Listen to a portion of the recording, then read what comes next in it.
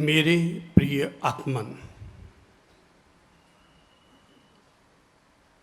जब पेट भरा होता है तो आदमी को धर्म और ईमान सूझता है। जब मन भरा होता है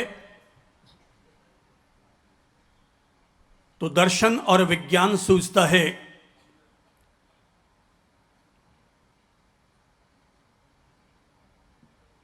लेकिन जिसका पेट भूखा होता है उसको तो रोटी में ही भगवान सूझता है।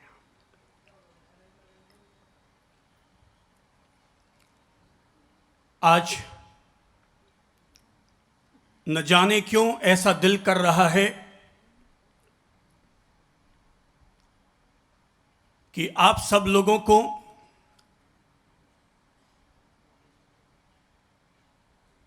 भगवान श्री महावीर के पवित्र संवत्सरण की ओर ले चलूं। आप अपने अंतर्मन में यही भाव साकार कीजिए कि आज आप गणेश कला क्रीड़ा मंच में आसीन नहीं हैं, बल्कि एक ऐसे संवत्सरण में अपने आप को लेकर हम उपस्थित हो रहे हैं जहां पर देवता भी उपस्थित हैं, श्रावक और श्राविका वृंद भी उपस्थित हैं, पशु और पक्षी भी भगवान के दिव्य वाणी का श्रवण करने के लिए वहां पर उपस्थित हो रहे हैं। हम लोग एक ऐसे संवत्सरण की ओर ले चलें अपने आप को कि जिस संवत्सरण में बैठने मात्र से व्यक्ति अपनी हिंसा के भाव भूल जाता है और व्यक्ति प्राणी मात्र के प्रति वसुधैव कुटुंबकम की भावना, प्राणी मात्र के प्रति अहिंसा की भावना, प्राणी मात्र के प्रति मांगल्य भाव अपने दिल में साकार कर लेता है। हम अपने आप को एक ऐसे संवत्सरण की ओर ले चलते हैं कि जिसके तट पर बने हुए सरोवरों पर न केवल गौ माताएं पानी पीने के लिए आती है, बल्कि शेर भी अपनी हिंसा की भावना को भूल करके उसी तट पर पानी पीने के लिए उपस्थित हो जाते हैं। आप यही समझिए कि आज आप जिस वाणी का श्रवण करेंगे वो वाणी किसी चंद्र प्रभु की वाणी नहीं, बल्कि वो वाणी महावीर वाणी है। एक ऐसी वाणी जिसमें सबका कल्याण समाहित है। महावीर अक्सर अपने संवत्सरण में बैठकर जब भी अपनी देशना दिया करते थे तो अनेक बार उन्होंने अपने जीवन में एक घटना का खास तौर पर उल्लेख किया, और वही घटना आज इस बात से रूबरू होने के लिए कि कैसा करे आहार की निरोगी रहे परिवार, महावीर अक्सर इस बिंदु पर अपनी तरफ से चर्चा करने के लिए इस कहानी का उपयोग किया करते थे। यह कहानी पुरानी है, पर कई दफा पुरानी की लोहे की दिखने वाली डिब्बियों में भी सोने की अशर्फी मिल जाया करती है। कहानी इस प्रकार है। महावीर वाणी कहती है, महावीर ने कभी कहा था कि एक गृह स्वामी के घर पर घर के पिछवाड़े एक गाय और बछड़ा भी रहता था, और उसी पिछवाड़े एक मेमना, भेड़ और बकरी का बच्चा भी वहां पर पलता था।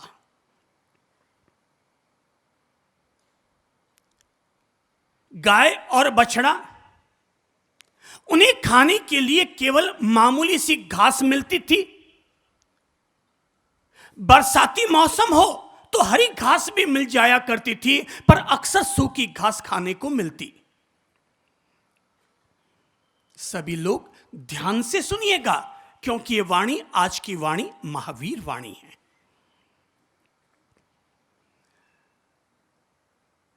लेकिन उस घर में रहने वाले मेमने को खाने के लिए मेवा और मिठाई मिलती, चने की चूरी खाने के लिए मिल जाती, घास तो हमेशा हरी ही मिला करती। बाकी सब तो ठीक था, लेकिन बछड़े को बड़ी शिकायत थी और बछड़ा अपनी मां से कहा करता था कि मां, यह अपना मालिक बड़ा दुष्ट है। मां तुम्हें केवल खाने के लिए घास देता है और तुम उसके बदले में इस मालिक को दूध देती हो। और मां, ये मालिक आपको तो केवल घास देता है और मेरे लिए तो केवल थोड़ा सा बचा हुआ वो दूध मुझे मिल पाता है, जो दूध तुम मालिक को देने से इनकार कर देती हो और अपने आंचल में ऊपर चढ़ाकर रख लेती हो। मेरे हिस्से तो केवल वही दूध आता है। मां, ये मेमना खा पी के घेटा हो गया, खा पी के जाड़ा और पाड़ा हो गया, तो भी मालिक इसको रोज माल पर माल खिलाया चला जा रहा है। मां ने कहा, बेटा, दूसरे की चुपड़ी को देखकर जलना नहीं चाहिए। हमें गृह स्वामी अगर केवल घास देता है तब भी हमें बिल्कुल भी उसके प्रति शिकायत नहीं करनी चाहिए, क्योंकि जो रूखी सूखी में राजी होता है, जो व्यक्ति रूखी सूखी में राजी होता है, उस आदमी के जीवन पर कभी भी मौत का साया नहीं मंडराया करता। मां अपने बच्चे को बहुतेरे तरीके से समझाने का प्रयास करती, पर बच्चा हमेशा मां को शिकायत करता रहता, मां मां मां मां, ये मालिक बड़ा दुष्ट है, ये मालिक बड़ा दुष्ट है। मेमने को, भेड़ के बच्चे को तो माल पर माल खिलाता है और मुझको और तुझको मां ये केवल घास खाने को देता है। मां बहुत तेरे तरीके से अपने बच्चे को समझाने का प्रयास करती। एक दिन घर पर जवाई का पिता, जवाई की मां, जवाई की बहन, जवाई का पूरा परिवार घर पर आया तो मालिक ने अपने बेटे से कहा कि आज घर पर विशिष्ट मेहमान आए हैं, तो आज इनके भोजन के लिए भी विशिष्ट भोजन की तैयारी होनी चाहिए।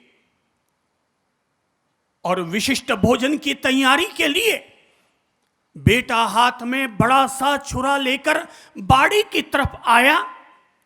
पिता पीछे आया। जैसे ही बेटा बाड़ी की तरफ घुसा, मेमने ने जैसे ही बेटे के हाथ में छुरा देखा, मेमना भी भगा और बछड़ा भी भगा। बछड़ा तो मां के आंचल में जाकर के छिप गया, पर मेमने को कहीं भी जगह न मिल पाई। तभी गृह स्वामी भी चला आया। उसने झट से दौड़कर मेमने को पकड़ा, उठा के नीचे पटका।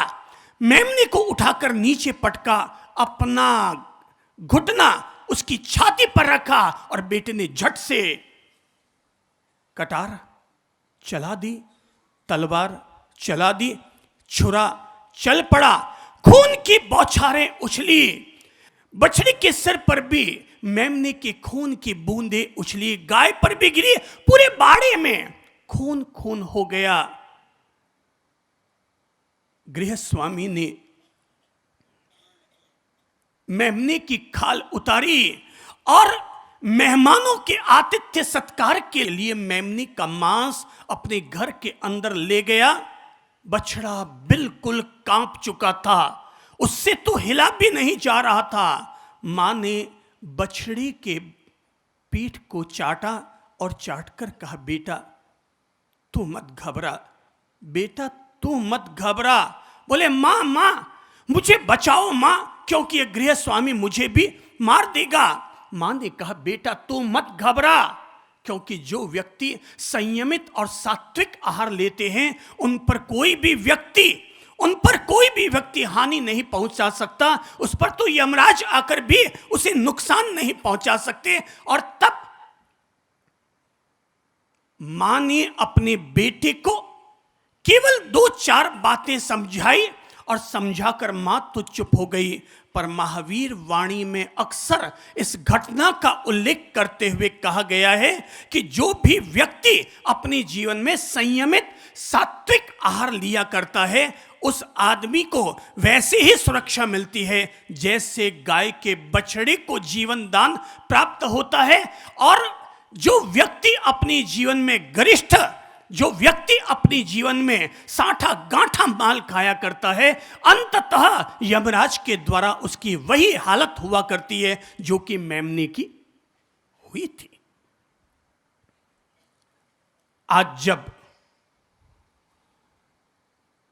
इस बात के साथ आपको रूबरू कर रहा हूं कि कैसा करें आहार कि निरोगी रहे परिवार, पहले आपको यह समझ और समझा लेना चाहिए कि व्यक्ति के लिए आहार उसके जीवन की पहली अनिवार्यता है। किसी भी व्यक्ति के लिए बगैर मम्मी, बगैर पापा, बगैर पत्नी, बगैर दीदी, बगैर मकान, बगैर छत के भी चल जाएगा, लेकिन धरती पर ऐसा कोई भी प्राणी नहीं है जिस प्राणी का बगैर भोजन के चल सकता हो। चाहे छोटे से छोटा जीव, चाहे मिट्टी को भी क्यों ना खाता हो, मिट्टी को खाकर भी अपना गुजारा क्यों ना करता हो, पर खाता अवश्य है। पशु घास खाता है, पक्षी दाना खाता है, इंसान अनाज और रोटी खाता है। कुल मिलाकर एक बात पहले दिल में यह बैठा लीजिए कि धरती पर भगवान ने जो धरती बनाई है, जो पृथ्वी ग्रह का निर्माण किया है, उस पृथ्वी ग्रह पर बिना खाए किसी का भी नहीं चल सकता। आज यदि कोई व्यक्ति एक उपवास कर लेगा, 2, 5, 8 उपवास कर लेगा, वो बगल में एक बहन बैठी है जिनके आज सिद्धि तप की पूर्णाहुति हो रही है, 31 उपवास, 51 उपवास कर लेने वाले महान तपस्वी सामने बैठे हैं। पर एक बात बताओ, सिद्धि तप किया, 28 की मासिक क्षमण किया, पर अंततः शरण किसके लिए नहीं पड़ेगी? किसकी? किसकी? बोलो। आहार की, भोजन की, अन्न महाराज की ही हम सब लोगों को शरण लेनी पड़ेगी। इसलिए उपवास का सिलसिला लगातार जारी नहीं रह सकता, पर आहार का सिलसिला जब तक आदमी जिएगा, अंतिम चरण तक, अंतिम सांस तक, जन्म से लेकर मरण तक जो व्यक्ति के जीवन के साथ चूली और दामन की तरह जुड़ा हुआ रहा करता है, वो आहार, वो भोजन, वो अन्न देवता, आज हम उसी के बारे में चर्चा करेंगे और यह समझने का प्रयास करेंगे, यह समझने का प्रयास करेंगे कि आदमी अगर बीमार पड़ता है तो बीमारी की वजह है प्रदूषित पर्यावरण कम है। प्रदूषित पर्यावरण कम है, व्यक्ति के द्वारा ग्रहण किया जाने वाला गरिष्ठ और विकृत भोजन इंसान की बीमारियों का पहला जनक हुआ करता है। यदि आपके चल रही हैं गोलियां ज्यादा, यदि आपके चल रही हैं गोलियां ज्यादा, तो प्लीज डॉक्टर के पास केवल गोते मत खाइए। अगर आप अपनी गोलियों को कम करना चाहते हैं तो पहले थालियों को कम कीजिए। अगर आप अपनी गोलियों को कम करना चाहते हैं तो प्लीज पहले अपनी थालियों को कम कीजिए। अधिक खाने वाला व्यक्ति कम जीता है और कम खाने वाला व्यक्ति ज्यादा जिया करता है। लोग समझते हैं कि 100 साल का आयुष्य मिले। हैप्पी बर्थडे पर केवल ये गाने से कुछ नहीं होगा। केवल ये गाने से कुछ नहीं होगा कि तुम जियो हजारों साल, साल के दिन हो 10,000। ये कहने से व्यक्ति की उम्र नहीं बढ़ेगी। व्यक्ति की उम्र तब बढ़ेगी जब सबसे पहले आदमी अपने आहार के प्रति अपने विवेक को लागू करेगा। ध्यान रखिएगा, पक्षी की ताकत पांख होता है, पक्षी की ताकत पांख है, पशु की ताकत पेट है, पर इंसान की ताकत उसका विवेक है। क्या कहा मैंने, दिमाग में लीजिए। पक्षी की ताकत क्या है? पंख है। पशु की ताकत, हाथ रखकर देखिए क्या है, पेट है। पक्षी की ताकत पंख है, पशु की ताकत पेट है, पर इंसान की ताकत उसका विवेक है। क्या है? जोर से बोलो तो। विवेक है। और विवेक को अगर हमें लागू करना है तो सबसे पहले हमें विवेक को लागू करना पड़ेगा अपने आहार के साथ। क्योंकि अगर पहला सुख ही आपका बाधित हो गया, पहला सुख ही अगर आपका रोगी हो गया, पहला सुख ही अगर आपके हाथ से चला गया, तो बाकी के 7 सुख पाकर भी आप क्या कर लेंगे? बोले पैसा तो बहुत है, पैसा तो बहुत है, पर डॉक्टर ने मना कर दिया है कि भोजन में घी नहीं, तेल नहीं, लौकी की उबली हुई सब्जी खाओ और लुक्खी रोटी खाओ। पैसा तो बहुत है, पर डॉक्टर ने मना कर दिया आपको केवल 2 लीटर पानी में ही अपना पूरा दिन निकालना है। पैसा तो बहुत है, बाहर में BMW मर्सिडीज कार भी खड़ी है, पर पांव में चलने की ताकत नहीं है। घुटने हमारे जवाब दे गए हैं, सामने रसगुल्ले तो खूब पड़े हैं, पर क्या करें? डॉक्टर ने कह दिया तेरे शुगर की बीमारी है, आज के बाद मिठाई को टच मत करना, आज के बाद मिठाई को टच मत करना। बड़ा दिल चाहता है आज ही गांव से आपके लिए वो चने के सातों बनकर आए हैं, पर डॉक्टर ने आपका ब्लड टेस्ट करके आपको बता दिया है कि आपके ब्लड में कोलेस्ट्रॉल की मात्रा ज्यादा है, आज के बाद आप चिकनी चीजों का उपयोग नहीं करेंगे। ओ, घूमने के लिए बड़े सपने हैं कि यूरोप तक घूम कर आएंगे, पर जाएंगे कैसे? बॉडी में तो कैंसर पनप चुका है। हमने अपने शरीर में इतनी व्याधियों को पैदा कर डाला है, और इन व्याधियों को पैदा करने के लिए पहला करेक्शन, हम लोग एक एक चीज को ठीक करते हुए आगे बढ़ रहे हैं, अपने जीवन का निर्माण कर रहे हैं, अपने करियर को बेहतर बनाने के लिए एटीट्यूड को डेवलप कर रहे हैं, और आज हम अपनी हेल्थ को ठीक करने के लिए हम लोग क्रमशः दिमाग, शरीर, पेट सबको ठीक करते चले जा रहे हैं। मैंने कहा 7 सुख, कोई बोल सकता है 7 सुख कौन कौन से हैं? चलो, पहला सुख निरोगी काया। सब बोलो, पहला सुख। 7 सुख याद कर लो। पहला सुख निरोगी काया, सब बोलो। दूसरा सुख घर में माया, दूसरा सुख घर में माया। तीसरा सुख सुलक्षणा नारी, तीसरा सुख सुलक्षणा नारी। चौथा सुख पुत्र आज्ञाकारी, चौथा सुख पुत्र आज्ञाकारी। वापस रिपीट कीजिए, सारे लोग बोलो, याद कर लो 7 सुख, क्योंकि जीवन में बाकी के सारे सुख आप बाद में सोचिएगा, पहले ये 7 सुखों की व्यवस्था बैठा लीजिएगा। पहला सुख कौन सा बताया? निरोगी काया। दूसरा सुख घर में माया, दूसरा सुख घर में माया। तीसरा सुख, बोलो जोर से बोलो, वेरी गुड। जिसके पत्नी नहीं हो ज्यादा सुखी है बाबू, हैं? जिसके पत्नी नहीं हो ज्यादा सुखी है। वो बाप जी कह रहे हैं कि जिसके पत्नी नहीं है वो ज्यादा सुखी है। हाँ, जिसके कुलक्षणाधारी है वो तो जरूर सुखी है, पर जिसको धर्म पत्नी सुलक्षणा मिली है वो तो निश्चित तौर पर सुखी है। तीसरा सुख सुलक्षणा नारी, चौथा सुख पुत्र आज्ञाकारी, पांचवा सुख सुंदर घर वास, पांचवा सुख सुंदर घर वास। छठा सुख अच्छा पड़ोसी पास, अच्छा सुख पड़ोसी पास।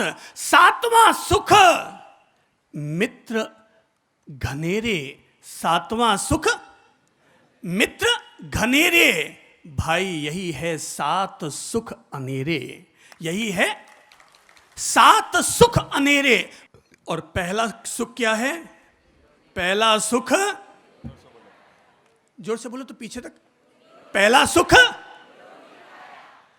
अब सबसे पहले तो अपनी अपनी काया बाईसा को देख लीजिए कि वो कितनी निरोगी है, कितनी वो हमारे माथे चढ़ी है, वो हमारी आज्ञाकारी है, या हमें उसकी गुलामी करनी पड़ती है। हम कहते हैं नीचे बैठो, वो नीचे बैठ जाती है, या कहती है पहले कुर्सी लाओ तो मैं नीचे बैठूंगी।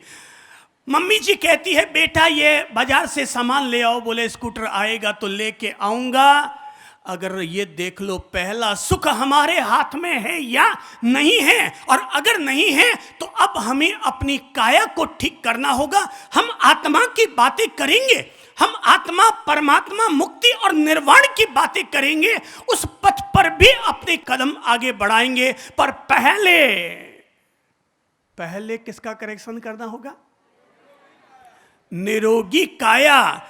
पहले अपनी हथौड़ी छेनी लेकर के ये जो मिट्टी का गोला, ये जो पत्थर का टुकड़ा दिखाई देता है, पहले हमें इसकी मरम्मत करनी है। और इसकी मरम्मत, रिपेयरिंग, हर आदमी को अपने अपने हाथ में हथौड़ी छेनी लेकर, क्योंकि जब पत्थर में से प्रतिमा को निकालना है तो मंत्र को फूंकने से तो कोई प्रतिमा निकल कर नहीं आती है। तो क्या करना पड़ेगा? हथौड़ी हाथ में, छेनी दूसरे हाथ में, कहीं से एक टिकाएंगे, कहीं से उधर से टिकाएंगे, ठीक करेंगे, कहीं से ये छिलाई होगी, कहीं से वो छिलाई होगी, और छिलाई हो करके अपने आप कभी बाल संवर के आएंगे, कभी नाक सुडौल हो जाएगी, कभी गालों में लालिमा उभर कर आ जाएगी, कभी कंठ में सुरीलापन आ जाएगा। दिल अपने आप हमारा इंद्रधनुष जैसा, दिल हमारा अपने आप इंद्रधनुष जैसा रंगीन हो जाएगा। और पेट तो इतना अच्छा हो जाएगा जितना कि बाबा रामदेव जी का अच्छा है। मेरे भाई, हर व्यक्ति को अपने अपने हाथ में छेनी हथौड़ी उठानी पड़ेगी और अपने पत्थर की छिलाई करनी पड़ेगी, हर आदमी को करनी पड़ेगी। जब सागर का मंथन हुआ था तो जहर और अमृत दोनों निकले थे। अमृत निकला, उसे पीने के लिए तो देवता दौड़े थे। अमृत निकला तो उसे पीने के लिए देवता दौड़े। और जब भगवान विष्णु ने जब अपनी मायावी रूप अपना बना लिया तो सारे देवताओं को पिलाने की चाल उन्होंने चली। पर राहु और केतु वहां पर पहुंच गए, छिपकर के देवताओं का रूप बनाया और पी लिया। छिपकर के एक घूंट पी लिया। विष्णु ने सुदर्शन चक्र चला दिया, गले से लगा, दो टुकड़े हो गए, एक राहु बन गया, एक केतु बन गया। अमृत की बूंद दोनों तक पहुंच गई, दोनों को अमृतत्व मिल गया। उस जमाने में जब अमृत पैदा हुआ था तो देवता दौड़े थे। आज के ज़माने में जब अमृत पैदा होता है तो दानव दौड़ते हैं। आज के ज़माने में पहले जहर किसने पिया था? किसने पिया था? हाँ, बिल्कुल ठीक कहा आपने। पहले अमृत पैदा हुआ था तो देवताओं ने पिया, देवों ने पिया, और जहर पैदा हुआ था तो महादेव ने। आज की तारीख में पता है, आज की तारीख में लोग अमृत नहीं पी रहे, आज की तारीख में लोग जहर पीने के आदी हो गए हैं। हर आदमी अपने आप को महादेव बनाने पर तुला हुआ है। फर्क केवल इतना है कि महादेव ने तो अपना जहर कंठ में ही रोक लिया, नीलकंठ महादेव बन गए, और हमने अपना सारा जहर पेट में उतार लिया। इसलिए हर आदमी आजकल डाइनिंग टेबल बन गया। आजकल हर आदमी क्या बन गया? डाइनिंग टेबल बन चुका है। अब भाई साहब, अब आपको खाना खाने के लिए आगे टेबल लगाने की जरूरत नहीं है, क्योंकि दुनिया ने ये बीड़ा उठा लिया है कि हम खुद ही अपने आगे टेबल बनाएंगे और उसी पर थाली रख करके आराम से भोजन कर लेंगे। अरे बहुत सारे लोग ऐसे दिख जाते हैं जिनका पेट छाती से बाहर होता है, जिनका पेट छाती से बाहर होता है। और जिन जिन लोगों का पेट छाती से बाहर है, भाई साहब, दुनिया में एक देवता ऐसे हैं जिनका पेट छाती से बाहर है। बाकी दुनिया के जितने देवता है ना, उन्होंने सबने अपना पेट छाती से अंदर डाल रखा है। वो एक देवता को तो छाती से बाहर अपना पेट जम गया, पेट जम गया। गणपति बप्पा मोरिया, गणपति बप्पा मोरिया, उनको तो पेट बाहर जम गया, पर बाकी किसी भी देवता ने अपना पेट बाहर नहीं रखा। आप में से कोई एक आध आदमी होगा गणपति बप्पा मोरिया तो चल जाएगा, पर हमारा काम केवल इतना होगा, हम चाहते हैं धरती पर इंसान नहीं बल्कि धरती पर देवता रहें, ऐसे देवता रहें जिनका भोजन देवताओं के समान हो। आज आपको भोजन कराने की मेरी तमन्ना हो रही है। आइए अपन लोग अब जीवनवारी की तरफ बढ़ते हैं, भोजन की तरफ बढ़ते हैं। स्वामी वात्सल्य करता हूं, और मेरे स्वामी वात्सल्य में मेरा स्वामी वात्सल्य थोड़ा अलग होता है। मेरा स्वामी वात्सल्य समाज की तरफ से नहीं होता, मेरा स्वामी वात्सल्य किसी व्यक्ति की तरफ से नहीं होता। मेरा स्वामी वात्सल्य मैं खाऊं तो मेरी तरफ से होता है, और आप खाएं तो आपकी तरफ से होता है। आओ अपने अपनी थाली घर से निकाल कर लाते हैं। थाली, जितनी आपको कटोरियां पसंद हो उतनी कटोरियां अपनी थाली में रखिए। गिलास आपको और एक्स्ट्रा चाहिए, आप अपने आगे रख लीजिए कि आपको कितनी कटोरियां, कितनी थाली और कितना क्या क्या रखना है। अपनी टेबल सजाइए अपने आगे। मैं आपको खाना परोसूं उससे पहले, मैं आप लोगों को खाना परोसूं उससे पहले आओ हम एक कहानी सुनते हैं और फिर यह तय करते हैं कि आज हमें अपनी थाली में क्या क्या चीजें परोसनी है। भगवान धन्वंतरी, जिन्होंने आयुर्वेद की रचना की, भगवान धन्वंतरी आसमान से उतरकर धरती पर आए, ये देखने, जांचने और परखने के लिए कि धरती पर चलूं और देखूं तो सही कि धरती के सारे नीम, हकीम, वैद्य, चिकित्सक, इन्होंने आयुर्वेद को किस रूप में, कितना, कैसा समझा है। भगवान धन्वंतरी धरती पर चले आए, बड़े बड़े ऋषियों के पास गए, वैद्य राजों के पास गए, डॉक्टर और चिकित्सकों के पास गए, और जाकर के उन्होंने एक प्रश्न पूछा। और उनका प्रश्न था, भाई ऋषियों, मुझे जरा बताना कि आयुर्वेद का सार क्या है। क्या प्रश्न पूछा? सब बोलो तो। आयुर्वेद का सार क्या है? एक ने कहा, सब आयुर्वेद का सार तो आंवला है। जो भी व्यक्ति रोज आंवला खाएगा उसको विटामिन सी की मात्रा भरपूर मिलेगी, और जिस आदमी को विटामिन सी की मात्रा भरपूर मिलेगी वो आदमी, उसके शरीर में दर्द नहीं होगा, चलने फिरने में स्फूर्ति रहेगी, अपने आप को हमेशा तरोताजा महसूस करेगा। धन्वंतरी ने दूसरे ऋषियों से पूछा, भाई आयुर्वेद का सार क्या है? दूसरे ने कहा, साहब मेरी समझ से तो आयुर्वेद का सार त्रिफला है, हरड़, बेहरड़, आंवला। जो भी व्यक्ति त्रिफला का प्रतिदिन आधा चम्मच सेवन करेगा, वो हर व्यक्ति, पेट उसका साफ तो जीवन उसका साफ, उस आदमी के आसपास कभी कोई बीमारी भी न फटक सकेगी जो व्यक्ति रोजाना त्रिफला का सेवन करेगा। लगता है भगवान धन्वंतरी उनके जवाबों से संतुष्ट न हुए, वे और आगे पहुंचे और ऋषियों और वैद्यराजों के पास जाकर पूछा कि भाई आयुर्वेद का सार क्या? एक ने कहा, साहब द्राक्षावलेह, मुनक्का से द्राक्षावलेह बनता है। जो भी व्यक्ति रोजाना 1 चम्मच द्राक्षावलेह खाएगा उसके पेट की आंतें हमेशा भीम की तरह मजबूत रहेगी। धन्वंतरी और आगे बढ़े और पूछा क्या है। महर्षि च्यवन के पास पहुंचे, उनसे पूछा तो उन्होंने बताया साहब आयुर्वेद का सार केवल एक चीज में है और वो है च्यवनप्राश। रोजाना सुबह सुबह 2 चम्मच च्यवनप्राश खाओ और उसके ऊपर 1 गिलास दूध पियो। जो भी व्यक्ति रोजाना सुबह उठकर च्यवनप्राश खाएगा, दूध पिएगा, वो आदमी हाथी की तरह बलवान हो जाएगा। भगवान धन्वंतरी सबसे सब बात सुनते रहे, संतुष्ट न हो पाए।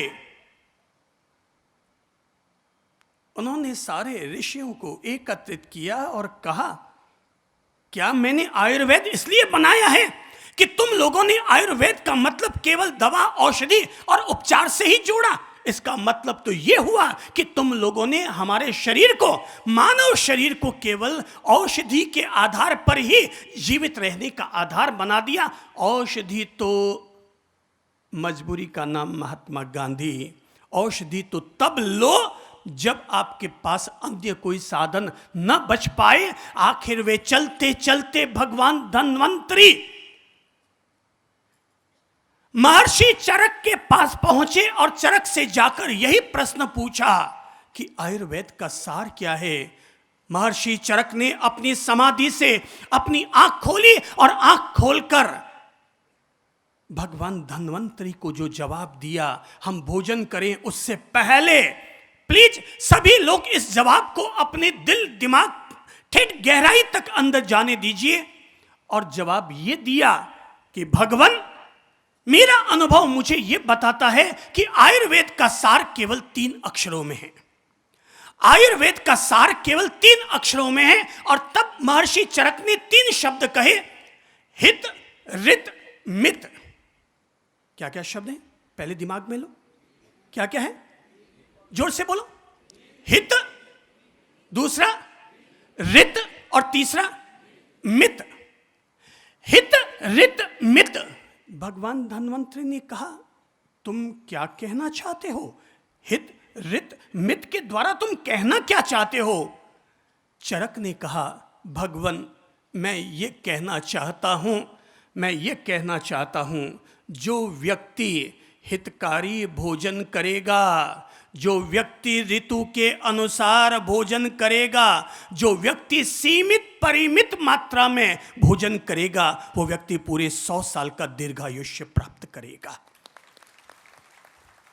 जो व्यक्ति, क्या क्या 3 शब्द? क्योंकि जीवन भर आपको खाना है। जब तक हमारी अंतिम सांस नहीं निकल जाएगी तब तक हमें खाना है। पर खाने के साथ हमें 3 शब्दों को जोड़ना है। पहला क्या है बोलो तो? नंबर 1 हित, हितकारी भोजन करो। नंबर 2 रित, ऋतु के अनुसार भोजन करो। मित, संयमित और सात्विक भोजन करो। भाई साहब, सर्दी के समय में आइसक्रीम खाएंगे तो हितकारी भोजन है कि अहितकारी? जवाब दीजिए। अहितकारी। Very good. जैसे आपने कहा कि सर्दी के समय आइसक्रीम अहितकारी भोजन है, वैसे ही गर्मी के समय में गरम गरम चाय और कॉफी पीना भी अहितकारी भोजन है। ऋतु के अनुसार भोजन करो, हितकारी भोजन करो। बसंत के समय में वो भोजन करो जो बसंत के समय पैदा होता है। प्रकृति किसी भी चीज को 12 महीने पैदा नहीं करती। प्रकृति जिस ऋतु में जिस चीज को पैदा करती है वही वस्तु उस ऋतु में खाने का समय है। अगर आप सर्दी में पैदा होने वाले बादाम, काजू, किशमिश गर्मी में खाएंगे कोल्ड स्टोरेज में रखकर, मैं कहूंगा ये अहितकारी भोजन है। जिस समय ऋतु जिस चीज को पैदा करती है, इसका मतलब ये है वही भोजन उस ऋतु में खाने के लायक है। क्योंकि हम सब प्रकृति के हिस्से हैं और प्रकृति का दायित्व है कि वो हम सब लोगों के लिए खाने की चीजों को पैदा करे। और वही चीजें पैदा करती है जो कि अमुक ऋतु में अमुक चीजों का उसे उत्पादन करना है। भोजन सीमित हो, संयमित हो, कम हो। भोजन क्या हो? सीमित हो, संयमित हो, कम हो। पहले तो लोग खाने के शौकीन होते हैं, तो पहले तो लोग खा खा के पैसा खर्च करते हैं और बाद में जब मोटे तगड़े हो जाते हैं, चला भी नहीं जाता, बैठा भी नहीं जाता, बैठो तो गोडे दुखते हैं। पहले हम खा खा के सेहत खराब करते हैं और फिर सेहत को ठीक करने के लिए हम अपने पैसे को फिर खत्म करते हैं कि भाई साहब कैसे पतला हो जाऊं। उसको टेंशन इस बात का पतला कैसे हो जाऊं। कल ही एक सज्जन हमारे पास बैठे थे, बोले सब खाने का बहुत शौकीन था, रात को 12 बजे होटलों में जाता था, खाना खाया करता था। जब से आप आए हैं ना, पता नहीं, आपने कहा कि आदमी का कॉन्फिडेंस जगना चाहिए, आदमी को जीवन का निर्माण करना चाहिए, और मैंने तभी से तय कर लिया कि अब अपने आप को पतला पतला पतला करूंगा, अपने आप को पतला पतला पतला करूंगा। और उसने अपने आप को पतला करने के लिए क्या किया पता है? बोले मिठाई बंद, तली फली नमकीनें बंद, दिन भर चाय पीना बंद, रात को खाना खाना बंद। जीवन की सबसे श्रेष्ठ तपस्या अगर कोई है तो जीवन की सबसे श्रेष्ठ तपस्या यही है कि व्यक्ति अपना संयमित सात्विक भोजन ग्रहण करे। यह जीवन की सबसे अच्छी तपस्या है, यह जीवन की सबसे अच्छी तपस्या है। जो व्यक्ति संयमित और सात्विक आहार करता है वो अपना डॉक्टर खुद हुआ करता है, वो व्यक्ति अपना चिकित्सक खुद हुआ करता है। आपको अगर तपस्या करनी है तो मैं कहना चाहूंगा, तपस्या करनी है तो वो तपस्या मत करो जो कि केवल सावन और भादवे में तपस्या की जाती है। तपस्या अगर करनी है तो वो तपस्या करो जो आपके जीवन का हिस्सा बन जाए। हर रोज उस तपस्या का आपके जीवन के साथ अभिन्न हिस्सा बन करके वो आपके जीवन के साथ जुड़ जाए। आपको अगर तपस्या करनी है तो मैं कहूंगा भाई, तेला मत करना, रोज नौकारसी करना शुरू कर देना। साल में एक बार तेला करने की बजाय रोज की नौकारसी करना कहीं ज्यादा श्रेष्ठ तप है। प्रश्न है नौकारसी अर्थात रात को 12 बजे से लेकर सूर्योदय तक, और सूर्योदय के बाद भी 1 घंटा के बाद में मुंह में कोई भी खाने पीने की चीज डालना, और इतनी देर के लिए सभी प्रकार के अन्न पान खाद्य स्वाद्य सभी चीजों का त्याग कर देना, इसका नाम है नौकारसी। ये त्याग है, वो त्याग जो त्याग आपको दिन में खाने की छूट भी देता है और रात में आपको सोने की तरह कुंदन बनाने का काम भी करता है। तपस्या करनी है तो कीजिए, रोज नौकारसी की तपस्या कीजिए। आपको अगर तपस्या करनी है तो मैं प्रेरणा दूंगा मेरे भाई बहनों, हर आदमी तपस्या ये अपने जीवन के साथ जोड़े, और जीवन के साथ ये जोड़े कि मैं रात्रि भोजन का त्याग करता हूं, मैं रात्रि भोजन का त्याग करता हूं। मेरे पीने के लिए मैं दूध पी लूंगा, चाय पी लूंगा, कॉफी पी लूंगा, जूस पी लूंगा, पानी पी लूंगा, पर भोजन का सूर्य अस्त हो गया, मजूर मस्त हो गया। सूर्यास्त हो गया तो सूर्यास्त होने के बाद मैंने खाने का त्याग कर दिया। भाई लोगों, मैंने देखा है कि जो लोग 1 महीने का मासिक क्षमण कर लेते हैं वे लोग भी रात को 2-2 बजे तक ब्याह शादियों में मुफ्त के माल खाते रहते हैं। प्लीज, अगर आपको तपस्या करनी है तो मैं आपको एक ऐसा तपोमूर्ति बनाता हूं कि जिस तपस्या को करते हुए आप खुद अपने आप में गौरव अनुभव करेंगे, और जब आप किसी के सामने कहेंगे साहब मेरे रात्रि भोजन का त्याग है, तो छूटते ही वो आपसे पूछेगा क्यों भाई साहब आप जैन हैं? जैसे ही आप किसी से कहेंगे कि मेरे रात्रि भोजन का त्याग है, सामने वाला झट से पूछेगा क्यों भाई साहब आप जैन हैं? बोले हाँ जी मैं जैन हूं। ओ, तभी आपके रात्रि भोजन का त्याग है। ये बहुत बड़ी तपस्या है, इसे आप मामूली तपस्या मत समझिएगा।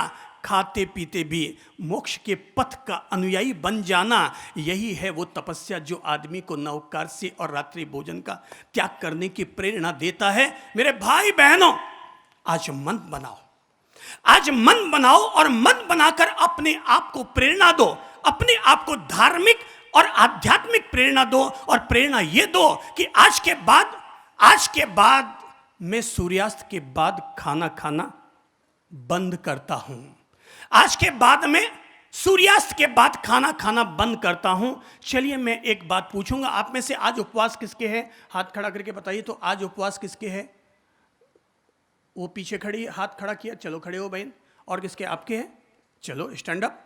आज आपके उपवास, अच्छा बहुतों के है क्या? तब ठीक है। चलिए, जिसने सबसे पहले हाथ खड़ा किया वो बहन जी बताइए कि आज आपके उपवास है। एक उपवास कितने घंटे का होता है? प्लीज टेल मी, एक उपवास कितने घंटे का होता है? जोर से बोलिए। एक उपवास 24 घंटे का होता है। आज सुबह से, आज अगर आपके उपवास है,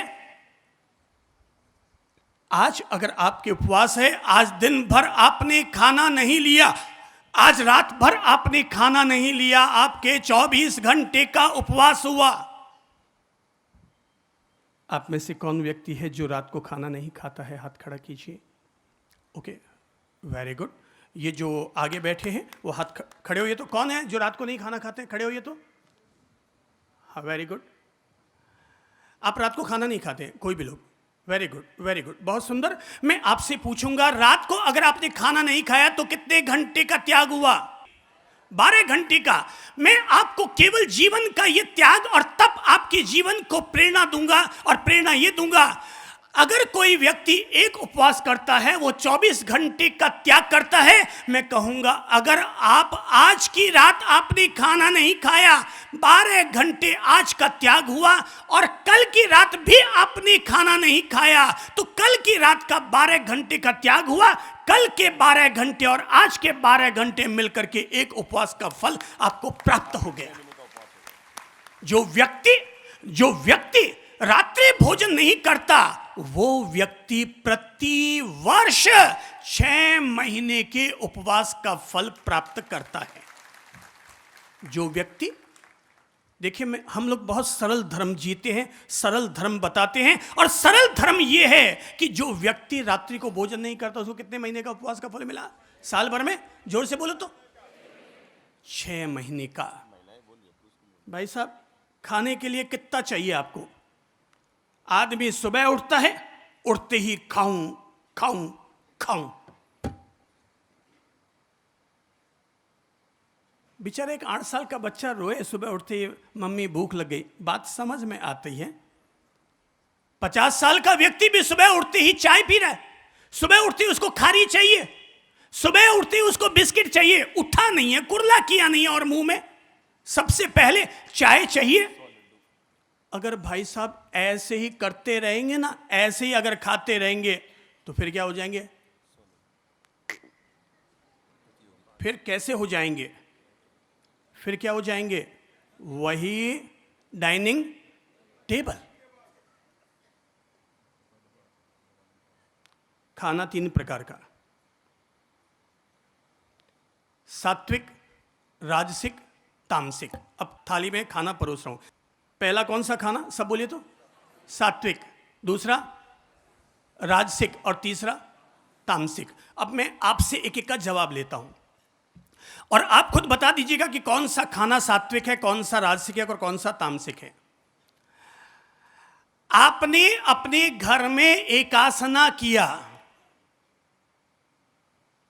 घर में एकासना किया। एकासना यानी व्रत, व्रत यानी कि एक समय बैठ करके जो खाना था आपने खा पी लिया, इसका नाम हुआ एकासना। चलिए, घर में एकासना आजकल में किसी ने किया है क्या? घर में बैठकर एकासना? कोई हाथ खड़ा करो, किसने किया है? चलो बहन खड़े हो। हाँ, इधर भी किसी ने किया क्या? हाँ, आपने घर में किया।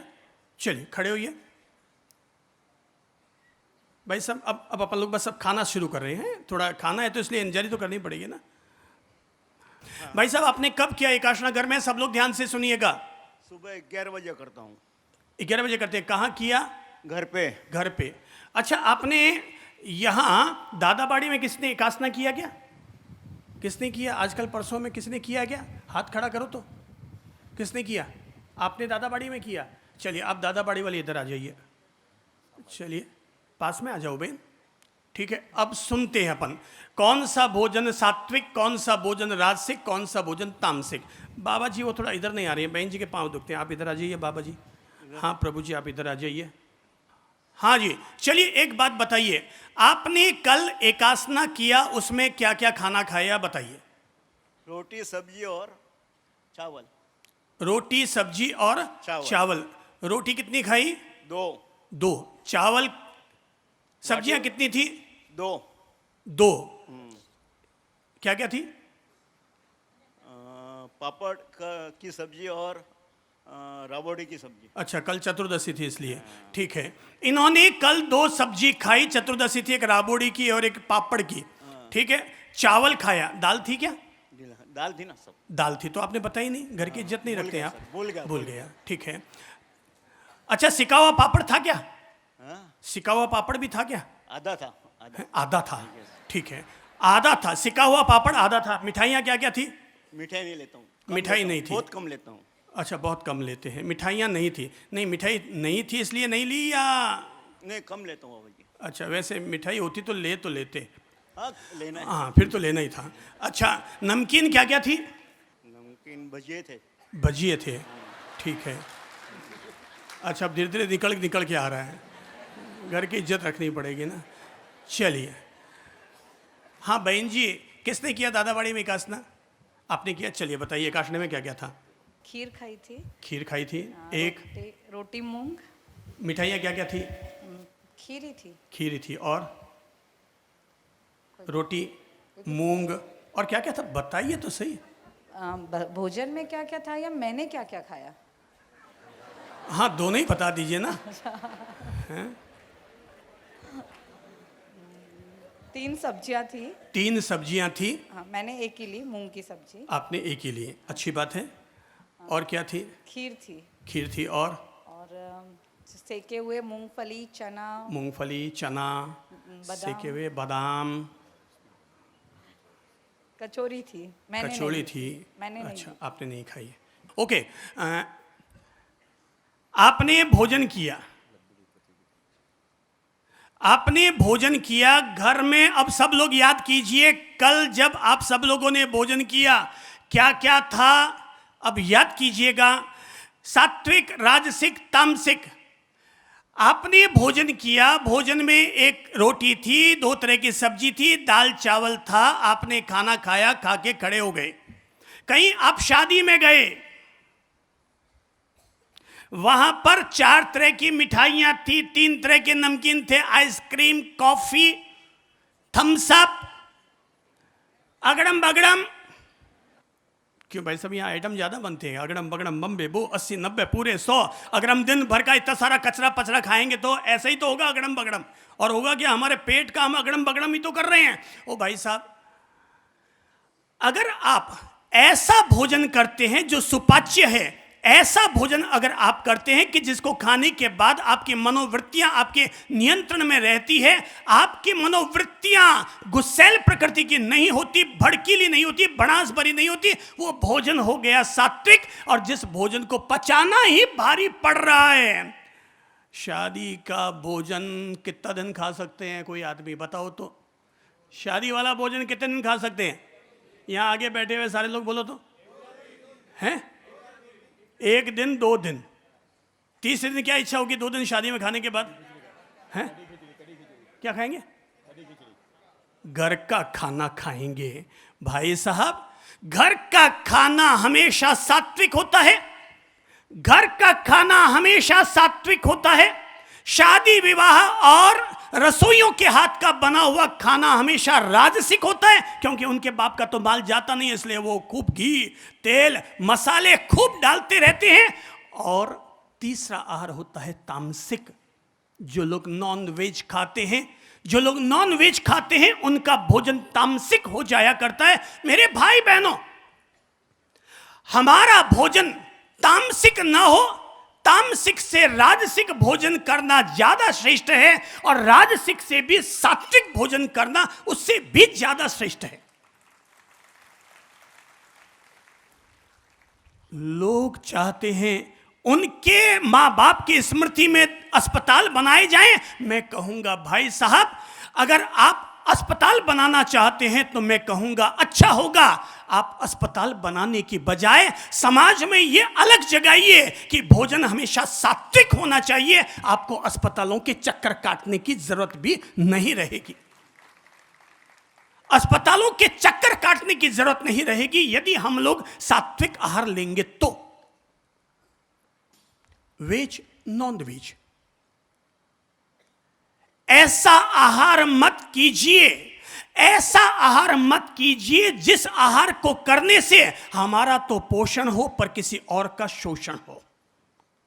ऐसा आहार मत कीजिए जिस आहार को करते समय हमारा पेट तो भर जाए पर किसी दूसरे की बद्दुआ 7 जन्म तक हमारा पीछा करता रहे। ऐसा आहार मत कीजिए कि जिस आहार को करने से किसी और की हत्या का पाप हमारे मत्थे चढ़ जाए। आहार वो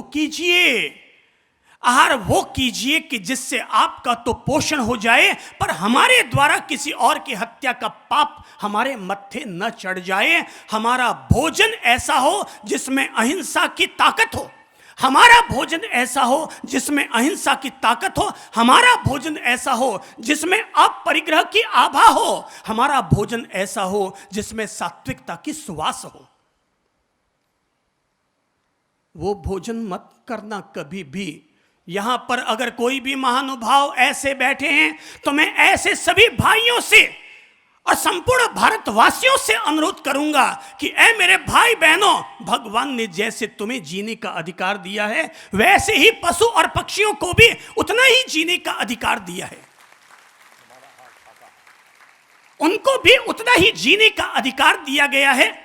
आज जरा कल्पना करो, भगवान श्री महावीर अहिंसा के अवतार थे, अहिंसा के अवतार थे। उनका आहार इतना शुद्ध होता था कि उस आहार पर मक्खी भी आकर के नहीं बैठ पाती थी। वो इतना सात्विक आहार लिया करते थे।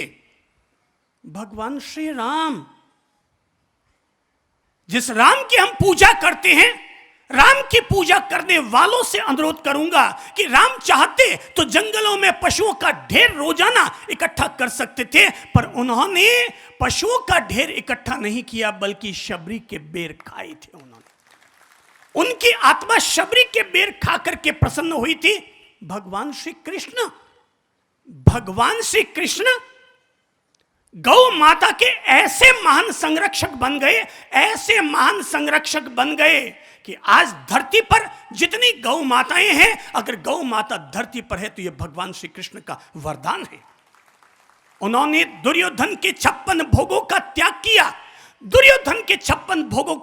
किया, मेवा और मिठाई का त्याग किया और विदुर के घर जाकर के आतिथ्य ग्रहण किया। केले फेंक दिए गए और छिलके भगवान कृष्ण ने स्वीकार कर लिए। सिख धर्म के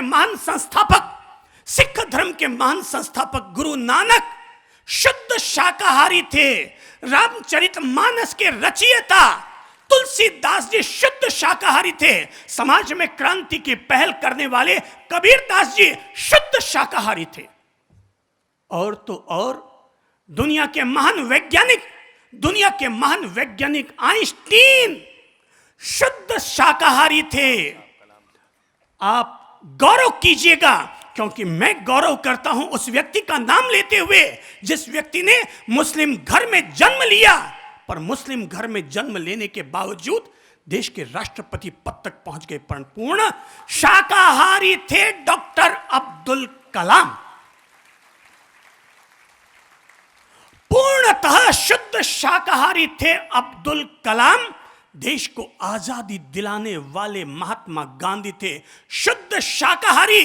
अरे और तो और, अभी मात्र 1 सप्ताह पहले महाराष्ट्र के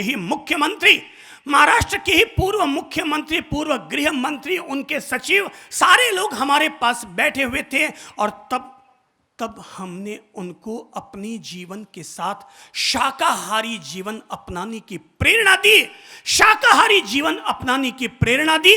पत्नी ने कहा कि गुरुजी, पूर्व मुख्यमंत्री अशोक चौहान, यही नाम है ना, अशोक जी चौहान की धर्म पत्नी ने कहा, गुरुजी मैं आपसे वादा करके जाती हूं कि मैं अपने जीवन को पूर्ण शाकाहारी बनाऊंगी, मैं अपने जीवन को पूर्ण शाकाहारी बनाऊंगी। हमने अशोक जी से कहा, हमने पूर्व मुख्यमंत्री से कहा, अगर देश का नेता, प्रदेश का नेता अगर शाकाहारी होगा तो न केवल आपको शाकाहारी लोगों की दुआएं मिलेगी, बल्कि आपकी वजह से पूरे प्रदेश के पशु पक्षियों को, पूरे प्रदेश के पशु पक्षियों को जो अभय दान प्राप्त होगा, आप उनकी दुआएं लीजिए। जो भी नेता पशु पक्षियों की भी दुआएं ले लेगा, उस आदमी का आगे बढ़ना तय है, तय है, तय है। तब मुख्यमंत्री ने कहा, साहब 1 महीने का तो मैं वादा करके जाता हूं, 1 महीने का तो मैं वादा करके जाता हूं। हमने धर्मपत्नी से कहा, उनकी धर्मपत्नी से हमने कहा, बहन, पति तो वही भोजन करता है जो पत्नी अपने घर में बनाती है। आज से अब ड्यूटी पति की नहीं, आज से ड्यूटी पत्नी की है। तुम घर में खाना ही ऐसा बनाओ जिसको शाकाहार कहा जा सके, शाकाहार कहा जा सके, शाकाहार कहा जा सके। शाकाहार में 4 शब्द हैं, शा का हा र। कितने शब्द? शा का हा र। शा यानी शांति, शा यानी शांति, का यानी कारक, सब बोलो, शा यानी शांति, का यानी कारक। तीसरा शब्द है हा, हा यानी हानि, हा यानी हानि। चौथा अक्षर है र, जिसका मीनिंग है र यानी रहित, र यानी रहित। शांति कारक, हानि रहित, ऐसे श्रेष्ठ आहार कोई कहते हैं शाकाहार, शाकाहार, शाकाहार। हमारा आहार शाकाहार, हमारा आहार, हमारा आहार, हमारा आहार। अपने आहार को शाकाहार बनाइए। मैं अगर आप में से पूछूं, क्या कोई ऐसा व्यक्ति भी यहां बैठा है जिसने अपने जीवन में नॉनवेज खाया हो? कोई है ऐसा व्यक्ति? कोई व्यक्ति ऐसा है जिसने कभी जीवन में नॉनवेज खाया हो? है ऐसा कोई व्यक्ति? शर्म मत खाओ, अगर है तो ईमानदारी से खड़े हो जाओ। कौन खड़े हुए? चलिए आगे आइए, वेरी गुड, कोई घबराने की बात नहीं है, वेलकम। और किसने खाया है? हाँ जी, दाढ़ी वाले भाई साहब, आपने कभी खाया है? खाया है तो खड़े हुई है। तो मेरे आंख मिलाने की देर थी क्या? खाया तो खाया, ओके, कम ऑन, आगे आइए, ऊपर आइए। वो मुझे बता रहे थे मनसे के नगर सेवक, खाया? नहीं खाया, पक्का नहीं खाया, खड़े होइए। आपने नहीं खाया, कभी नहीं खाया, ताली बजाइए इनके लिए। आगे आओ भैया, मेरे करीब आइए, ऊपर आइए। बड़े सुंदर आदमी है। फोटो खींचिए आपका तो। आप भी आगे आइए प्रभु जी। आपने भी खाया तो आप भी आगे आइए। हाँ, आपने भी खाया, वेरी गुड, आगे आइए। ओके, और कौन है जिसने खाया हो? कोई है? ठीक है। जो यहां आने की हिम्मत नहीं कर रहा हो, वहीं बैठा बैठा प्रेरणा ले। चलिए मैं आपसे एक बात कहूंगा, भाई साहब जरा अपना हाथ आगे बढ़ाइए। वो जरा पेन निकालिए तो भाई साहब आपके जेब में ना, हाँ, डॉट पेन बाहर खींचिए तो, ठीक है ना। अब जरा एक काम कीजिए, आप भी अपना पेन निकालिए। भैया जरा पेन देना, तो ये इनको देता हूँ, पेन निकालिए बाहर। अब जरा एक काम कीजिए, अपनी हथेली पर उस डॉट पेन को गड़ाइए, थोड़ा जोर से गड़ाइए। क्या हो रहा है? थोड़ा जोर से गड़ाइए। हैं? भाई साहब इनको माइक दीजिए ना। दर्द हो रहा है, दर्द हो रहा है। थोड़ा और जोर से दबाइए। जोर से दबाए जोर से दबाए तो जोर से दर्द होगा। थोड़ा दबा के देखिए ना, जोर से दबाए तो और जोर से दर्द होगा। थोड़ा उससे गुजरिए तो सही। भाई साहब, उस दर्द से गुजरिए एक बार। दर्द हो रहा है। दर्द हो रहा है, उनको दीजिए तो बताइए तो। दर्द हो रहा है। थोड़ा जोर से दबाकर उससे पीड़ा से एक बार गुजरिए, उस पीड़ा से एक बार गुजरिए। अभी हम तो केवल इतनी सी पिनअप कर रहे हैं अपने आप को, वो भी आप पूरा नहीं कर पा रहे। दर्द हो रहा है, दर्द हो रहा है। थोड़ा इनको दीजिए, पता चले मूंछों पर कितना ताव है इनके। बहुत ज़्यादा दर्द हो रहा है। बहुत ज्यादा दर्द हो रहा है। दर्द हो रहा है, बहुत ज्यादा दर्द हो रहा है, बहुत ज्यादा दर्द हो रहा है। भाई लोगों, एक बच्चा एक दुकान पर पहुंचा और जाकर के कहा कि आपके यहां कोई पिल्ला हो तो मैं खरीदने के लिए आया हूं। दुकानदार ने कहा कि पिल्ले की रेट 1000 रुपया है, चाहिए तो अभी मिल जाएगी। उसने कहा कि मेरे पास तो केवल 500 रुपये है, पर मैं वादा करता हूं आप मुझे पिल्ला दे दीजिए, मैं उसका पालन पोषण करूंगा। आप मुझे पिल्ला दे दीजिए, मैं 500 रुपये आपको वापस भी लौटा दूंगा, वापस आपको दे दूंगा। उसने कहा कि पिल्ला दे दीजिए। दुकानदार ने बच्चे की बात पर विश्वास किया, आवाज दी, मोती, और आवाज देते ही 4-5 पिल्ले अंदर से दौड़ते चले आए अपने मालिक के पास। लेकिन बच्चे ने देखा एक छोटा पिल्ला घिसते घिसते चला आ रहा है, घिसते घिसते उसके पास चला आ रहा है। बच्चे ने कहा मुझे ये वाला जिसका पांव नहीं है एक, मुझे वो पिल्ला दे दीजिए। दुकानदार ने कहा अरे ये पिल्ला लेकर क्या करेगा, ये तो अपाहिज है, इसके तो एक पांव ही नहीं है। बोले कि मैंने देख लिया इसके एक पांव नहीं है, इसीलिए मैं इसको खरीदना चाहता हूं। बोले अच्छा तुम इसको लेना चाहते हो तो इसके तो पैसे भी देने की जरूरत नहीं है, ये अपाहिज है, इसके एक पांव नहीं है, इसे तुम्हें ऐसे गिफ्ट दे दूंगा। उसने कहा कि आपने पिल्ले का भाव तय कर रखा है, इसलिए मैं आपको पैसे तो दूंगा, पर मैं इस पिल्ले को ले जाऊंगा। उसने गोद में पिल्ले को उठाया और रवाना हो गया। मालिक ने दूर से देखा, वो लड़का भी अपाहिज था, वो भी ऐसे ही घिसते घिसते चल रहा था। मालिक ने वापस आवाज दी, पिल्ले के मालिक ने, कि भाई जरा वापस लौट के आना, तुमने ये पिल्ला क्यों खरीदा, तुमने अपाहिज पिल्ला ही क्यों खरीदा। उसने कहा मैंने इसलिए खरीदा क्योंकि एक पीड़ित ही जान सकता है कि एक टांग ना होने से दूसरे की पीड़ा क्या होती है। ये एक अपाहिज व्यक्ति जिसकी टांग नहीं है, वही व्यक्ति समझ सकता है कि जिसके टांग नहीं होती उसकी पीड़ा क्या होती है। आपने अभी जवाब दिया कि मैंने अपने हाथ में डॉट पेन गाड़ा, दर्द हुआ कितना? बहुत ज़्यादा। आपने कहा कि बहुत ज्यादा दर्द हुआ। मैं कहूंगा मेरे भाई बहनों, केवल आधे मिनट के लिए अपनी तीनों भाई लोगों आंखें बंद करें और एक बार इस पीड़ा से गुजरिए। आंखें बंद कीजिए और एक बार पीड़ा से गुजरिए, मेडिटेशन कीजिए, अपनी पीड़ा का मेडिटेशन कीजिए हाथ में चुभाते हुए, और महसूस कीजिए कि हमने अगर डॉट पेन गाड़ा तो हमारे हाथ में इतना दर्द हुआ, जब यही डॉट पेन नहीं बल्कि यही डॉट पेन तलवार और कटार बन करके किसी के गले पर चलती है। अब जरा उसकी पीड़ा को गुजरिए, उस पीड़ा से गुजरिए और एहसास कीजिए, और फिर बोलिए अपने आप से कि आपका मन आपसे क्या कहता है।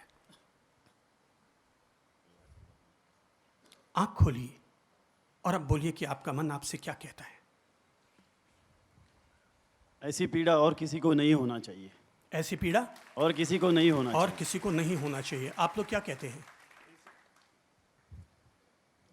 ऐसी पीड़ा अब किसी पक्षी को नहीं होना चाहिए, किसी के प्रति भी नहीं होना चाहिए। आप क्या कहते हैं? ये पीड़ा मुझे जो दर्द दे रही है वो किसी को ना होनी चाहिए, इससे वो किसी और को नहीं होना चाहिए। तो ये पीड़ा कब हमारा क्या संकल्प होगा कि जिसके बाद ये पीड़ा किसी और को ना हो, किसी और की पीड़ा के हमें उस दर्द से हमें ना गुजरना पड़े, किसी और की पीड़ा जन्म जन्म तक हमारा पीछा ना करता रहे। तो इसके लिए हमें क्या करना पड़ेगा? त्याग करना चाहिए। त्याग करना चाहिए। Very good. क्या करना चाहिए? त्याग करना चाहिए। त्याग करना चाहिए कि करता हूं? ऑलरेडी किया है सर। किया ना, बहुत सुंदर। त्याग करता हूं। बचपन में हमने खाए, बचपन में खाए। माता पिता भी खा रहे थे, पर जब बहनों की शादी हो गई, जीजा जी कोई लोग पानी पीना पसंद नहीं किया घर का, तो हमने छोड़ दिया। Very good. झूठ नहीं, पहले खाया, अभी तो बिल्कुल ठीक है, इनको नजदीक नहीं दीजिए, जाएंगे। इनको दीजिए। Very good. जी महाराज जी, आप आशीर्वाद दीजिए त्याग करने का। आशीर्वाद मुझसे मत लो, आशीर्वाद उन पशु पक्षियों से लो, आशीर्वाद उनसे लो, क्योंकि वो हम लोगों को अनुरोध करते हैं। मैंने पहले कह दिया कि आज की बात चंद्रप्रभ की बात नहीं है। आज ये समझो कि आप महावीर के संवत्सरण में बैठे हैं और महावीर आप सब लोगों से अनुरोध करते हैं कि आप सब लोगों को अभय दान दीजिए, जीवन दान दीजिए। जैसा प्रकृति और परमात्मा ने आपको जीने का अधिकार दिया है, वैसे ही आप अपनी तरफ से दूसरों को जीने का अधिकार दीजिए। वे भी आपको करुण पुकार करके कहते हैं, अरे नेमिनाथ ने तो पशु पक्षियों को बचाने के लिए अपने विवाह का त्याग कर दिया था। भगवान श्री कृष्ण ने अपने आप को गौ पालक बना दिया था। आपको अपना संकल्प लेना होगा, दोहराना होगा। आशीर्वाद खुद से नहीं बल्कि उस पीड़ा से गुजर करके अपने आप से कहिए। बोलिए जी, बोलिए, क्या बोलेंगे आप?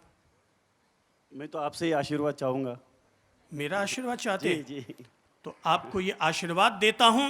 अगर आप हमसे आशीर्वाद चाहते हैं तो गुरुजनों को आपको यही आशीर्वाद दिया जा रहा है, आपको यही गुरु दीक्षा और यही आपको गुरु दक्षिणा में मांगा जा रहा है कि आज के बाद हमारा आहार शाकाहार, शाकाहार, शाकाहार। जी धन्यवाद, आपका बहुत बहुत धन्यवाद। वेरी गुड, धन्यवाद। इस भाई साहब के लिए स्पेशल ताली बजाइए, क्योंकि आज इन्होंने अपने जीवन को शुद्ध शाकाहारी बनाया। आप में से हर व्यक्ति का संकल्प हो, हमारा आहार, हमारा आहार, हमारा आहार।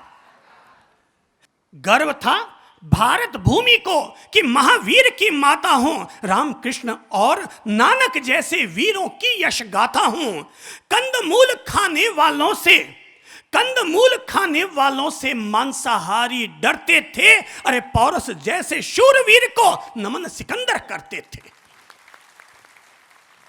14 वर्षों तक खूंखारी वन में जिसका धाम था, 14 वर्षों तक खूंखारी वन में जिसका धाम था, मन मंदिर में बसने वाला शाकाहारी राम था। 14 वर्षों तक खूंखारी वन में जिसका धाम था, मन मंदिर में बसने वाला शाकाहारी राम था। चाहते तो खा सकते थे, चाहते तो खा सकते थे वो मांस पशु के ढेरों में, लेकिन उनको प्यार मिला शबरी के झूठे बेरों में, लेकिन उनको प्यार मिला शबरी के झूठे बेरों में। माखन चोर मुरारी थे, माखन चोर मुरारी थे, गोवर्धन पर भारी थे। माखन चोर मुरारी थे, गोवर्धन पर भारी थे, अरे मुरली से वश करने वाले गिरधर शाकाहारी थे। माखन चोर मुरारी थे, गोवर्धन पर भारी थे, मुरली से वश करने वाले गिरधर शाकाहारी थे। सपने जिसने देखे थे मानवता के विस्तार के, नानक जैसे महासंत भी पक्के शाकाहारी थे। नानक जैसे महासंत भी पक्के शाकाहारी थे। उठो जरा तुम पढ़कर देखो, उठो जरा तुम पढ़कर देखो गौरव में इतिहास को, आगम से गांधी तक फैले इस नीले आकाश को। दया की आंखें खोल देख लो, दया की आंखें खोल देख लो, पशु के करुण क्रंदन को। इंसानों का जिस्म बना है शाकाहारी भोजन को, इंसानों का जिस्म बना है शाकाहारी भोजन को। अंग लाश के खा जाए क्या, फिर भी वो इंसान है। अंग लाश के खा जाए क्या, फिर भी वो इंसान है। पेट तुम्हारा मुर्दा घर है या कोई कब्रिस्तान है। आंखें कितना रोती है जब अंगुली अपनी जलती है, सोचो उस तड़पन को कि जब जिस्मों पे आरी चलती है। बेबस्ता उन पशुओं की देखो, बेबस्ता उन पशुओं की देखो, बचने की आसार नहीं। जीते जी तन काटा जाए उस पीड़ा का पार नहीं। खाने से पहले बिरयानी चीख जीव की सुन लो, करुणा के वश होकर तुम भी पथ गिरनार का चुन लो। करुणा के वश होकर तुम भी पथ शाकाहार का।